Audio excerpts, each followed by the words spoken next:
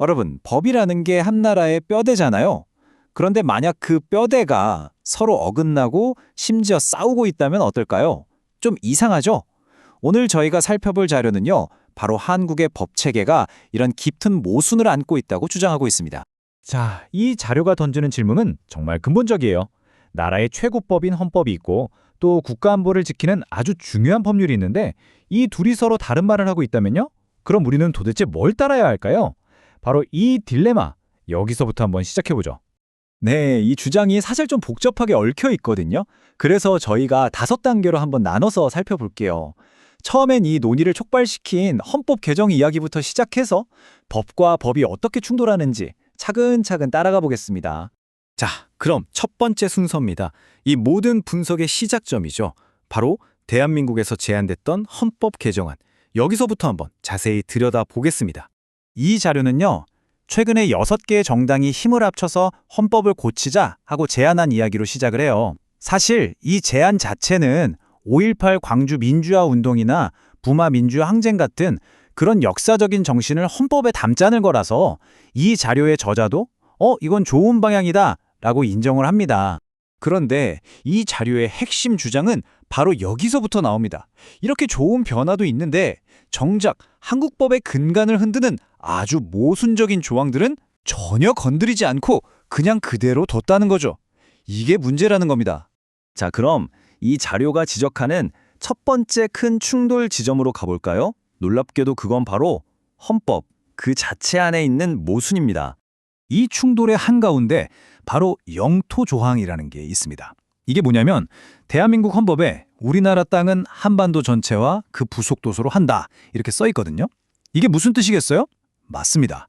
사실상 북한까지도 우리 대한민국의 영토다 이렇게 선언하는 거죠. 바로 여기서 첫 번째 모순이 딱 드러나는 거예요. 헌법 3조에 따르면 북한은 불법으로 점거된 우리 땅인데 바로 다음 4조에서는 평화적으로 통일을 해야 한다고 말하고 있으니까요. 이건 뭐랄까 한 집안에 사는데 서로 다른 말을 하는 것과 똑같은 거죠. 근데 모순이 여기서 끝이 아니에요. 자료는 한 걸음 더 들어갑니다. 바로 자유민주적 기본질서에 입각한 통일이라는 이 표현에 딴지를 거는 건데요. 저자는 이 말이 결국 우리 체제로 흡수하는 통일 아니냐 이렇게 해석될 수 있다고 봐요. 그리고 그건 진정한 의미의 평화와는 좀 거리가 있는 거 아니냐고 묻고 있는 거죠. 자, 이제 충돌의 무대를 좀 옮겨볼게요. 이번에는 헌법이라는 큰 이상과 아주 강력한 현실의 법이죠. 국가보안법. 이 둘이 어떻게 부딪히는지 한번 보겠습니다. 먼저 국가보안법이 대체 뭘까요? 이 자료는 이렇게 설명합니다. 겉으로 보기에는 나라의 안전을 지키는 법인데 실제 적용되는 걸 보면 통일에 대한 자유로운 이야기나 정부와 다른 생각을 억누르는 데 쓰여온 아주 논란 많은 법이라는 거죠. 우리 헌법 19조를 보면 모든 국민은 양심의 자유를 가진다고 명시되어 있어요. 아주 기본적인 권리죠. 그런데 이 자료는 바로 이 지점에서 국가보안법과 헌법이 정면으로 충돌한다고 지적해요. 왜냐하면 국가보안법은 특정 생각을 하거나 관련된 책을 읽거나 그걸 찬양하는 것 자체를 범죄로 보거든요. 이건 헌법이 보장하는 권리를 정면으로 어기는 거다. 다시 말해 생각만으로도 범죄자가 될 수 있게 만든다는 거죠. 이 부분이 정말 흥미로운데요. 이게 그냥 법 조항만 가지고 하는 탁상공론이 아니라는 걸 보여주거든요. 한번 보세요. 개헌안에서는 부마 항쟁이나 5.18 광주민주화 운동의 정신을 기리자고 하잖아요. 그런데 아이러니하게도 바로 그 민주화 운동에 참여했던 사람들을 처벌할 때 쓰였던 법이 바로 이 국가보안법이었다는 겁니다. 이보다 더 큰 모순이 있을까요? 자, 그런데요. 모순이 여기서 끝이 아닙니다. 이 자료에 따르면 이 국가보안법은 다른 법이랑만 싸우는 게 아니라 심지어 자기 자신과도 싸우고 있다고 해요. 법 하나에 두 개의 얼굴이 있다는 거죠. 이것 좀 보세요. 정말 역설적이지 않나요? 법의 제1조 1항에서는 국가의 안전과 국민의 생존 및 자유를 확보함을 목적으로 한다고 써 있어요. 국민의 자유를 지켜준다는 거죠.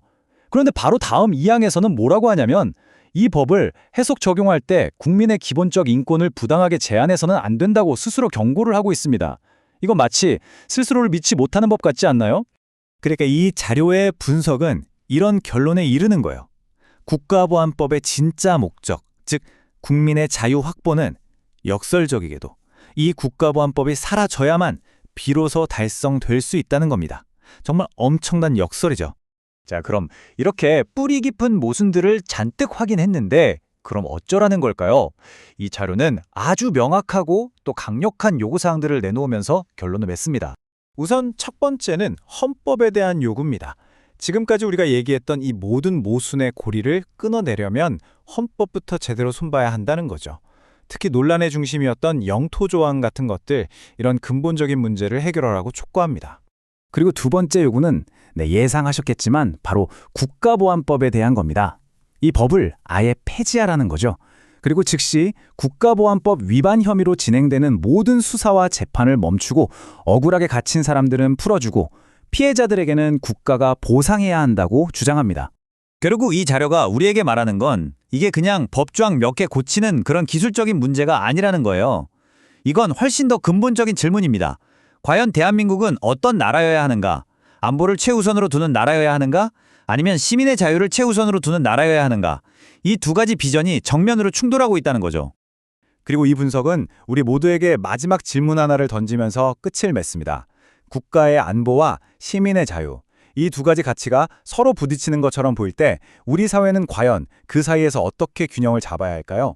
이건 사실 한국만의 고민은 아닐 겁니다. 어쩌면 모든 민주주의 국가가 안고 있는 영원한 숙제겠죠.